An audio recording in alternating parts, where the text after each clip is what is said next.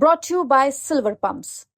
Top quality और consistent performance के लिए सिर्फ सिल्वर पंप्स नाम याद रखना। देखिए, सर्वप्रथम तो मैं ये कहना चाहूँगा कि प्रदेश की कानून व्यवस्था की स्थिति ये है कि जेलों के अंदर से व्यापारियों को फोन आते हैं, फिरौती मांगी जाती है। और बड़ी बात तो ये जब हो जाती है जब जेल के अंदर से 3-3 बार मुख्यमंत्री को कॉल आ जाता है। और ऐसा ही एक प्रकरण जयपुर के अंदर आया कि एक व्यापारी से 2 करोड़ रुपए की फिरौती मांगी गई। वो व्यापारी पुलिस के पास गया, उसको नहीं सुना गया, दोबारा गया, नहीं सुना गया, फिर वो फोन ही लेके चला गया कि साहब मेरा फोन आ रहा है, ये देख लीजिए आप। उसके बाद पुलिस ने उसको सुरक्षा उपलब्ध करा दी और आज उस व्यक्ति को लगभग 77 लाख रुपए का बिल भेजा है। तो वो तो दोनों तरफ से ठगी हो रही है उसके पास, या तो इधर पैसे दे या इधर पैसे दे। ये तो प्रदेश की कानून व्यवस्था बनी हुई है, सरकार जवाब नहीं देना चाहती। हमने लाख सवाल किए, लाख कोशिशें की, अध्यक्ष जी से कहा कि आप इस पे व्यवस्था दीजिए, सरकार की तरफ से जवाब आना चाहिए। मंत्री यहीं पे बैठे हैं, वो जवाब दें। और खुद मुख्यमंत्री जी के गृह राज्य मंत्री के जिले की सांसद संजना जी, उन्होंने कल एक वीडियो जारी करके वहां पे अवैध वसूली के फोटो दिए, उनके घर के बाहर के वीडियो जारी किए। तो ये स्थिति प्रदेश के अंदर है। ये सरकार भ्रष्टाचार करने के अंदर लगी हुई है, इनका कानून व्यवस्था से कोई सरोकार नहीं है, ये बात कहना चाहूंगा। दूसरी बात मैं ये कहना चाहूंगा, आज फॉरेस्ट के और खान विभाग के जो प्रकरण है अवैध खनन के, उनको लेकर मैंने क्वेश्चन लगाया था और मैंने पूछा था कि अवैध खनन के अंदर कितने ऐसे हादसे हुए हैं कि कर्मचारियों पे हमले हुए हैं।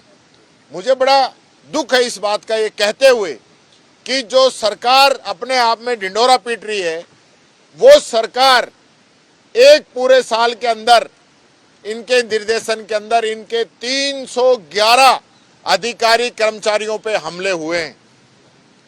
100 के लगभग इनकी एफआईआर दर्ज हुई है।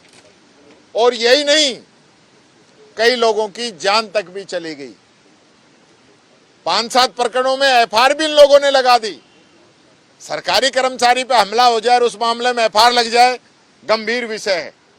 तो मैं ये कहना चाहूंगा, इस सरकार का कहीं भी कोई इकबाल कायम नहीं है।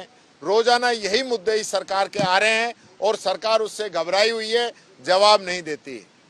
तीसरी बात मैं कहना चाहूंगा, आज एक बात क्वेश्चन था गौशाला को लेकर। मैंने ये कहा कि हमारी पिछली सरकार में आदरणीय अशोक गहलोत जी ने गौशालाओं का अनुदान बढ़ा के 9 महीने किया था। तो आपकी सरकार उसको बढ़ाना चाहती है क्या? तो मंत्री का जवाब बड़ा मजेदार था वैसे कि 3 महीने बरसात होती है, उन 3 महीने में अनुदान की कोई जरूरत नहीं है। पूरे प्रदेश की गौशालाओं के संचालक जो बेचारे अपना खुद का काम छोड़ के इस मानवता के नाते गौ माता की सेवा करने लगे हुए हैं, उन सब लोगों का ये बड़ा प्रयास रहा है कि इसके अंदर इसका जो समय है उसको 9 महीने से बढ़ा के 12 महीना किया जाए। और आपके पास पैसा है, आपके पास जो सरकार ने सेस लगाए हैं वो खूब पैसा आपके पास उपलब्ध है, तो उस पैसे को आप क्यों नहीं करना चाहते और गौ माता के नाम पे आप वोट मांगना चाहते हो? ये बात मैं कहना चाहूंगा। देखिए, अभी हमने हरि मोहन जी का क्वेश्चन था, ये पर्ची लगी थी, पर्ची के माध्यम से मामला हम लोगों ने उठाया था और हम लोगों ने वहां पे अपना प्रोटेक्ट किया। ये लगातार आप आरोप भी लगा रहे हो कि मंत्री सही तरह से जवाब नहीं दे पा रहे हैं, क्या लग रहा है क्यों स्थिति आ रही है, जो ये सही है बात? देखिए, हमारे निर्दलीय विधायक यूनुस खान जी ने क्वेश्चन लगाया कि खाद्य सुरक्षा के अंदर जो अधिनियम बना हुआ है उसमें कमेटी बनती है जिसमें विधायक का स्थान 5वें नंबर पे है, तो सरकार उसको चेंज करना चाहती है क्या? मंत्री का जवाब है कि भारत सरकार के नियम है और हम चेंज नहीं कर सकते, जबकि भारत सरकार ने राज्य सरकार को ऑथोराइज कर रखा है कि राज्य सरकार अपने हिसाब से कमेटी बनाएगी। तो मंत्री को तो पता ही नहीं है, जवाब ही नहीं दे पाते। दूसरा क्वेश्चन था वकीलों को प्रोटेक्शन देने वाला जो एक्ट है वो हमारी सरकार ने मंजूर कर दिया था और अनुमति के लिए राष्ट्रपति महोदय के पास भेजा है। आपने जवाब में दिया कि हम इसको देख के और अपने निर्देश जारी करेंगे। जब भाई वो सबसे पहली बात तो ये है कि आप उसको वहां से पास करवा के मंगवाएं, राष्ट्रपति महोदया की उस पर अनुमति आप दिलवाएं, वहां प्रयास करें जिससे कि वो एक्ट यहाँ पे लागू हो और उसके बाद कोई मदद हो उसके तो करें।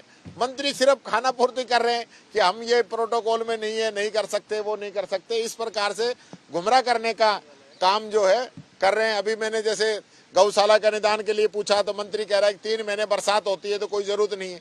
तो ये जो है इन मंत्रियों का जो रवैया है और जिस प्रकार से ये हो रहा आजकल कि बीजेपी का विधायक क्वेश्चन करता है तो वो जानबूझ के पूरा पढ़वाता है और कई बार गलती से पूरा नहीं पढ़वाता और वो सप्लीमेंट्री पूछता भी नहीं है और खड़ा हो जाता है तो मंत्री ऑटोमेटिक उस सप्लीमेंट्री का जवाब देने लग जाता है। ये मेरी समझ से भी बाहर है। जब माननीय सदस्य ने क्वेश्चन ही नहीं पूछा तो मंत्री सप्लीमेंट्री जवाब किस चीज का दे रहा है, ये आप रिकॉर्डिंग निकाल के देखेंगे, कल से आप ध्यान देंगे तो आपको ये बात नजर आएगी। और कई क्वेश्चन तो ऐसे हैं कि माननीय सदस्य पढ़ के उसकी सप्लीमेंट्री पूछ रहा है और मंत्री हूबहू पढ़ के उसका सप्लीमेंट्री जवाब दे रहा है। इसका मतलब दोनों जो है मिल जाते हैं और उस प्रकार से जो है एक सेटिंग का खेल हो रहा है जो कि मैं समझता हूँ लोकतंत्र को, संविधान को कमजोर करने का है। मैं ये कहना चाहूंगा, आज सुबह हमारे विधायक दल की बैठक हुई है जिसमें सभी विधायकों ने सर्वसम्मति से ये बात कही है कि जिस कॉन्स्टिट्यूशन क्लब का शिलान्यास, निर्माण कार्य और उद्घाटन पुराने कांग्रेस समय में हो गया था, जिसमें सत्ता पक्ष भी और विपक्ष भी, आदरणीय अशोक गहलोत जी, सीपी जोशी जी, शांति धारीवाल जी, नेता प्रतिपक्ष राजेंद्र राठौड़ जी, सब लोग उसके अंदर शामिल थे।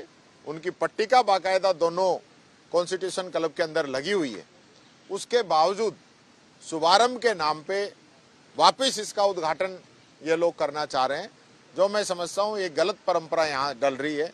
इस गलत परंपरा का हमारी पूरी पार्टी और हमारा पूरा विधायक दल इसका बहिष्कार करेंगे, क्योंकि इस प्रकार से ये लोग आज जयपुर के अंदर शुरू कर रहे हैं और कल ये लोग इसको पूरे राजस्थान के अंदर शुरू करेंगे और कई जगह कर ही रहे हैं। इनके हारे हुए एमएलए वो उद्घाटन शिलान्यास करते घूम रहे हैं और जीते हुए विधायकों को ये लोग बुला नहीं रहे हैं। इस प्रकार की परिपाटी नहीं होनी चाहिए, ये मैं कहना चाहूँगा। और पुनः मैंने सुबह माननीय अध्यक्ष जी से वापस निवेदन भी किया था कि आप स्वयं जो है इसकी शुरुआत कर दें, कल हवन कर इसमें शुरुआत हो।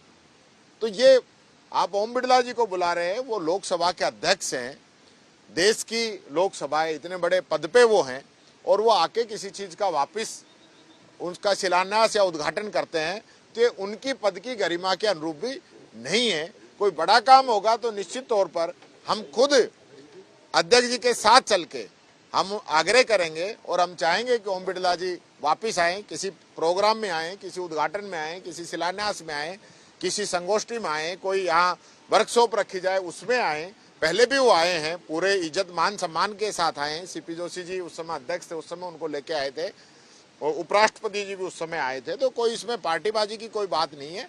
तो मैं चाहता हूँ कि ये जो कार्यक्रम है इस पे पुनः विचार किया जाए।